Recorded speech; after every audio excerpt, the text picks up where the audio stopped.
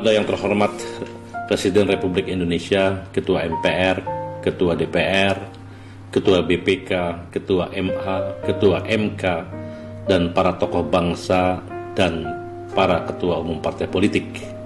Saya Muhammad Jumhur Hidayat pada hari ini Selasa 28 April 2020 menyampaikan bahwa pada hari ini dan jam-jam ini sedang terjadi pencurian, bahkan mungkin tepatnya perampokan uang negara, uang rakyat secara besar-besaran yang membonceng pada pelaksanaan program Kartu Prakerja.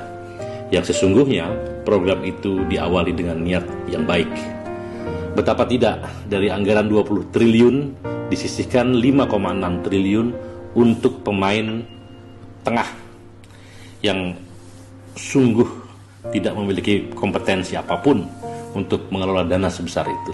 Apalagi pekerjaan itu dilakukan dengan membajak tugas pokok dari Kementerian Ketenagakerjaan, Sekyu Dirjen Bina Latas, yang telah terbiasa berpuluh-puluh tahun melaksanakan tugas tersebut walau dengan anggaran yang seadanya dan jauh di bawah 20 triliun seperti sekarang ini.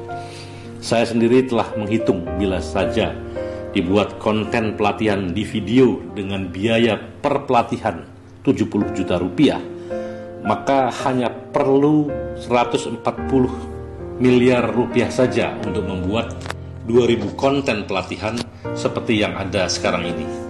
Tidak perlu lagi harus ada pemain tengah berupa 8 provider digital platform yang mengharuskan dibayar oleh uang negara lebih dari 5,4 triliun.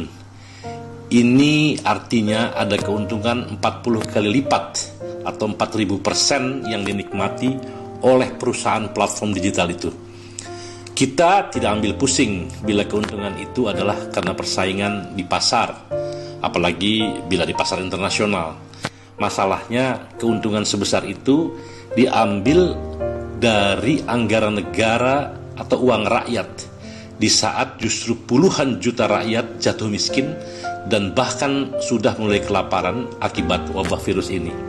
Sungguh, ini adalah perbuatan tercela dari jajaran pelaksana di bawah Presiden, dan karena itu Presiden harus segera menghentikan cara yang vulgar dan ugal-ugalan dalam merampok uang negara ini. Bayangkan, bila saja keuntungan 40 kali lipat itu dialihkan seluruhnya untuk calon pekerja atau yang ter-PHK, maka akan ada tambahan lebih dari 2 juta orang yang menikmati program Kartu Prakerja ini. Presiden, para ketua lembaga tinggi negara, tokoh bangsa, dan ketua umum partai politik, sampai saat ini tidak ada lembaga yang lebih kredibel untuk menjalankan program Kartu Prakerja ini selain Kementerian Ketenagakerjaan. Karena lembaga ini sejak Indonesia merdeka memiliki tugas pokok itu. Ditambah lagi dengan berkoordinasi dengan Dinas Tenaga Kerja di seluruh Indonesia yang lebih dari 500 kabupaten kota dan 34 provinsi.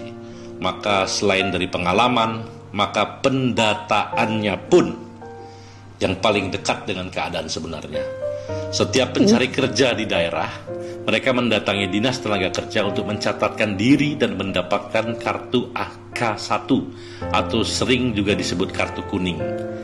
Demikian juga hampir semua industri yang melakukan PHK selalu melaporkan kepada Dinas Tenaga Kerja setempat. Semua data tersebut direkapitulasi di provinsi dan kemudian bermuara di Kementerian Ketenagakerjaan. Sehingga sekali lagi tidak ada lembaga yang paling mengerti, paling kompeten baik dari sisi pengalaman dan pendataan untuk mengetahui berapa jumlah calon pekerja dan berapa jumlah ter-PHK selain dari Kementerian Ketenagakerjaan ini.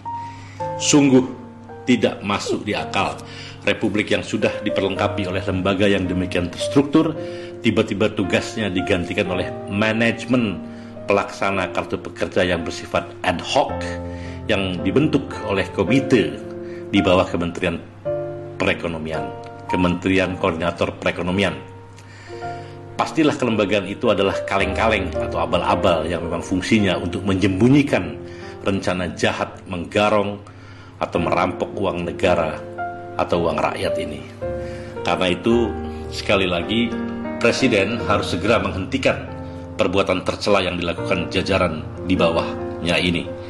Mumpung baru sekitar 166 miliar rupiah dari 5,6 triliun yang dalam proses perampokan, Presiden masih bisa menyelamatkan uang rakyat karena perampokan itu sangat telanjang dan kasat mata.